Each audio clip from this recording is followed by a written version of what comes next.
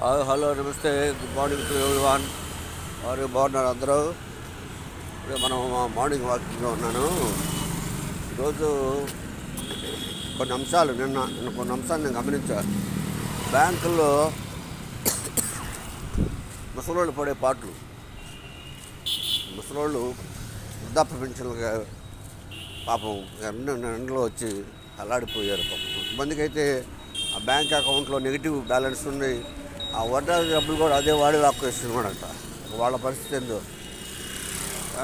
ఈ రాష్ట్రం ఎలా ఉందంటే రాజకీయ అదేంటి చదరంగం, ఒకటి ఎత్తేటట్టు ఇంకోటి దిక్కులు ఎత్తన్నాడు. ఎత్తులు పై ఎత్తులు చిత్తు అయిపోతుంది. ఎవరంటే సామాన్య ప్రజలు.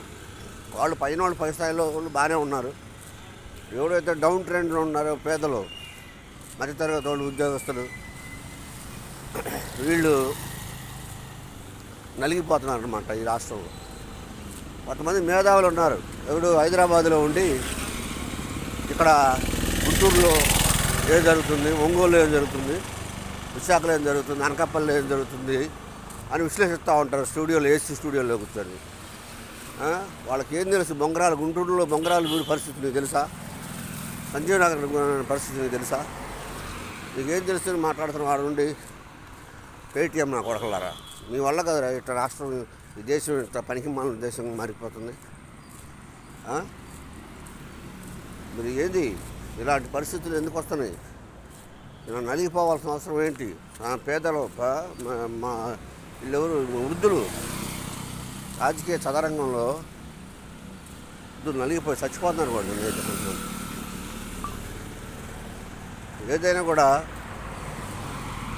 ఇంకా ఈరోజు 3వ తారీఖు, కరెక్ట్గా 9 రోజులు ఉంది. ఆల్రెడీ ఓటింగ్ స్టార్ట్ అయింది. కొంతమంది వృద్ధులు ఓట్లు వేస్తున్నారు. అలానే రేపు 5వ తారీఖు సర్వీస్ ఓటర్స్ పోస్టల్ బ్యాలెట్లు ఓట్లు కూడా ఉన్నాయి. ఆలోచించి నిర్ణయం తీసుకోవాల్సిన సమయం ఆసన్నమైంది. మరి రాజకీయ ఎత్తుగాళ్ళు వేసుకోండి. ఏదైనా తలపడితే ఫేస్ టు ఫేస్ తలపడాలి. కానీ మధ్యలో ఈ ముసలివాళ్ళు, ఈ మధ్యతరగతి వాళ్ళని, పేదల్ని వాళ్ళని నలుపుతారు ఎందుకు? అలానే ఇప్పుడు ఈ సర్వేలని, ఈ యూట్యూబ్ ఛానల్లో వచ్చే అన్నీ ఎవరు నమ్మకండి. ఎందుకంటే వాళ్ళు ఎవడు కూడా సర్వే చేయట్లేదు, ఎవడు ఇది చేయట్లా. ఓన్లీ అంతా కూడా హంబక్ అనమాట. ఎవడు కాడు వాళ్ళకు అనుకూలమైన చేత ఇప్పించుకుంటున్నారు. వాటిని ఏమీ నమ్మద్దు. మీరు మీ మనస్సాక్షి చెప్పినట్టుగా ముందుకెళ్ళండి.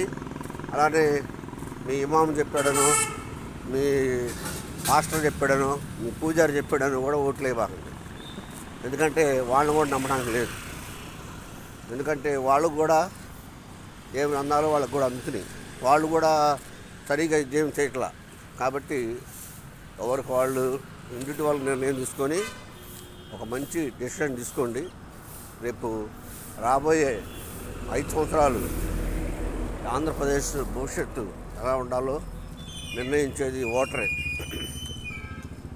నిన్న CEO గారు ప్రెస్ మీట్ చూస్తే మన పల్నాడులో 4-5 పోలింగ్ కేంద్రాల్లో అసెంబ్లీ కేంద్రాల్లో ఫుల్ వీడియో పోల్ పెట్టున్నారు. అలానే కొన్ని చోట్ల సమస్యాత్మకమైన ఈసీ కూడా చాలా పకడ్బందీగా పనిచేస్తుంది. కాబట్టి ఈసారి ఎలాంటి అవకతవకలు జరగవు. కాబట్టి ఓటర్ అందరూ కూడా నిర్భయంగా ముందుకు రండి. అలానే మరి ఓటింగ్ మధ్యాహ్నం టైంలో భయంకరంగా ఎండగాస్తుంది. కాబట్టి ఆ టైంలో 1 గంట 2 గంటలు విరామం ఇచ్చి అవసరమైతే సాయంత్రం వేళలో 1 గంట పెంచుకోవడానికి అలాంటి చేస్తే ఉద్యోగులకి అలానే పెద్దోళ్ళు ఇబ్బంది పడకుండా ఉంటారు. ఈ విషయం కూడా మరి గవర్నమెంట్, CEO గారు పునరాలోచన చేయాలని కోరుకుంటున్నా. ఏదైనా జరుగుతున్న పరిణామాలు చూస్తుంటే చాలా భయంకరంగా ఉంది, చాలా బాధాకరంగా ఉంటుంది అన్నమాట.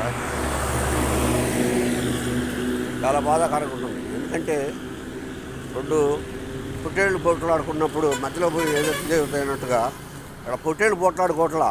పొట్టేళ్ళు బయట బాగానే ఉంటాయి ప్రశాంతంగా పైన. కింద స్థాయి వాళ్ళు కొట్టుకుంటున్నారు. కాబట్టి నిర్ణయం అనేది మీ సొంత నిర్ణయం తీసుకోండి. ఎలాంటి ఒత్తిడి లేకుండా ప్రశాంతంగా ఆలోచించి రాబోయే 5 సంవత్సరాల్లో ఈ రాష్ట్రాన్ని ఏ విధంగా మరి ఎవరి చేతిలో పెడితే బాగా ఉంటుంది అనేది మీరే నిర్ణయించుకోండి. ఈ హంబక్ గాళ్ళు, ఈ పేటీఎం గాళ్ళు, ఈ ఫోన్పే గాళ్ళు, వాళ్ళు చేసే సర్వేలు, వాళ్ళు చేసే చర్చలు, వాళ్ళు చేసే తోడేలు గొర్రె ముసుకేసుకున్న తోడేళ్ళు అనమాట ఇవన్నీ కూడా. నేను అన్నదాకా ఒక ఆయన అంటే నాకు మంచి గౌరవం ఉండేది.